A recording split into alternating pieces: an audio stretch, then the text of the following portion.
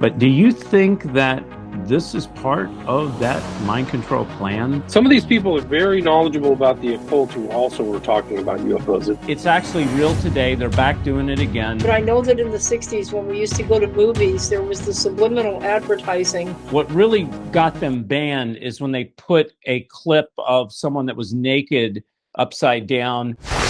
If you haven't, go to davidhebner.tv, sign up right now. You'll catch full interviews not only on L.A. Marzulli, but Russ Dizdar, Rob Skiba, and Irvin Baxter. You'll find we have an original programming channel with special interview, talks about UFOs and Bible prophecy. It's the interviews I've done. You can catch the complete package there on davidhebner.tv. William, you mentioned gray, these gray people, these gray aliens, yeah. Right, gray aliens. Have you done any research on interdimensional, not extraterrestrial aliens? Are they demonic? Have you researched or gotten into that at all? Very much so. I've had that have really looked into the UFO phenomenon, and it's the same phenomenon when people would have devils visit them. The UFOs are almost the same. So it's the same metaphysics where you get afraid, you're taken somewhere, you're, you have ugly feelings or things like that. So it's not, I would say that the UFOs are from a different dimension that exists, or something's happening. Right. So I do think UFOs are real, but they're not from some other place in the universe. No, it's dark spirits, right? Dark spirits. Yeah. Are they behind this mind control? We talked about MK Ultra. We talked about there's various forms of mind control. MK Ultra is just one of them. That was used by the military. But do you think that this is part of that mind control plan? These interdimensional beings, these demonic beings that are masquerading as aliens? That's a great question. It seems to be that the people who are putting together the New World Order are much more inclined to communicate with these other entities. And I do believe that they're in contact with these other entities through various different, means. But I think it's just part of the whole New World Order, is where they're going to have like demon spirits communications, much like, in Mesopotamia or something like that, where they have demon gods, or Aztecs or things like that. So I think that the UFOs, some of these people are very knowledgeable about the occult who also were talking about UFOs. There's an interesting nexus by high-level occultists and the UFO phenomenon, and yeah, it is interesting. Yeah, as in the days of Noah, William, you mentioned that twice. As in the days of Noah, are things happening today?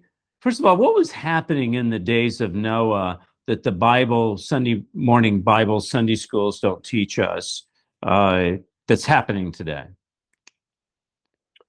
Well, rebellion against God. I think that there's a lot of those things. I mean, they say that it was dark times, a time of bloodshed, right? Before Noah. Yeah. So you see that today. I think there's a lot of bloodshed. And a lot of my research of the smiley face killings and Adam Waffen and the Order of Nine Angles is a form of that kind of very dark actor stuff. So I would say that that's part of it. And, you can look at 9/11. That's what they did with COVID. It's the same thing. Sunshine raised her hand. Sunshine, you there? Yeah, I'm here. What's your question, comment? Well, I wanted to say something about, and then you brought something else up too, something about subliminal advertising. Remember back I don't know when it started, but I know that in the 60s, when we used to go to movies, there was the subliminal advertising that just started, where they would throw it at these little 20, 30-second blurbs about running up to get yourself some popcorn and Coke at that time, and they were promoting Coke instead of Pepsi. And everybody would you got 2 minutes, you got 5 minutes, either go to the bathroom or go and get Coke and popcorn. And the Coke and popcorn, people were going crazy getting it. It was subliminal. I wonder if that's part of when it started. You know what I'm saying? What do you think? I think it's a part of it. I'll answer it, and then I'll let William take a stab at it. He's in LA. I've been in Hollywood for years. They actually, the FCC actually came out against it about 35, 40 years ago and they came against the advertisers for doing it. What they would do, and I'm going to paraphrase the heck out of this because or summarize it in a way that I'll try to bring it down to a layman's level, is that they would have frames in the film you would watch. At that time, they ran film through a projector.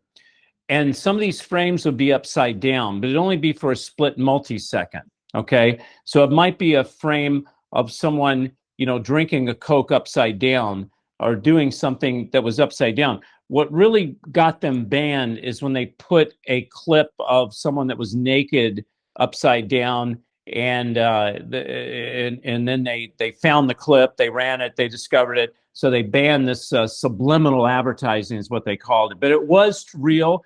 It's actually real today. They're back doing it again, bigger than you. Look, nowadays they don't need the subliminal. They just tell you it's there and they do it. William, what say you on that?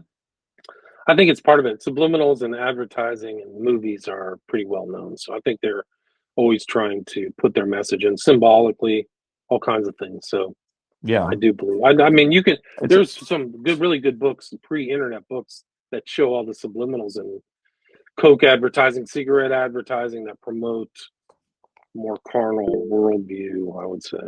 Yeah, right, exactly. But see, now they don't need to do subliminal because there is no subliminal. Everything's on the table. It's like, why should they hide anything? They're showing pornography to kids. What do they care? Listen, we have the new End Times DVD. It's investigates End Times investigation. I have a lot of my friends on here: Lisa Haven, Michael Lake. I have Josh Peck, L.A. Marzulli, Stephen Bancroft. I mean, 8 hours of me investigating things like Satanism, demonic powers, Illuminati, New World Order, Antichrist, one world religion, End Times miracles, Bible prophecy. Folks, let me tell you something. One day, what you're watching us on right now, it's called television, it's called social media, it's called the internet. They're going to turn that baby off.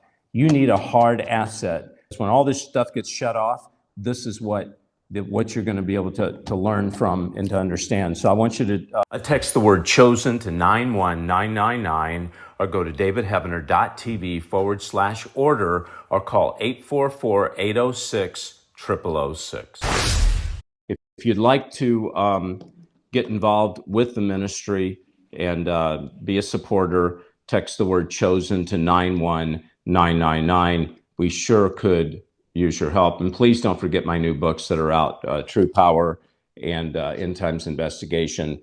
And you can get all this stuff there at davidheavener.tv/order. Don't forget to sign up to davidheavener.tv. The brand new DVD of Last Evangelist. You can get it right now. It's limited collector's edition. It's got the new episode on it, along with band videos with me and Michael Lake and Lisa Haven, Sheila Lazinski. Also, if you want to see Last Evangelist, the episode, it's exclusively episode 1 on davidheavener.tv. There's a practice, an ancient practice, where one's spirit leaves their body. It's called astral projection. Okay, so dreams. Could this be a form of astral projection? I can tell you that practitioners on the other side and ex-Satanists will tell you what I'm going to say. Okay. We target your dreams. A woman woke up. She felt the presence of something in the doorway that was trying to pull her out of her flesh. And what she did was call out to the name of Jesus, and bang, that attack stopped. She went back into her body. She woke up. The New Agers call it the astral plane. It's sort of like a parallel dimension. A lot of times people will experience things like sleep paralysis. It's real but lethal, real but counterfeit, real but completely in error. There's a risk of insanity. God is totally against it. If the church was doing its job, would New Age and astral projection be so prevalent amongst Christians?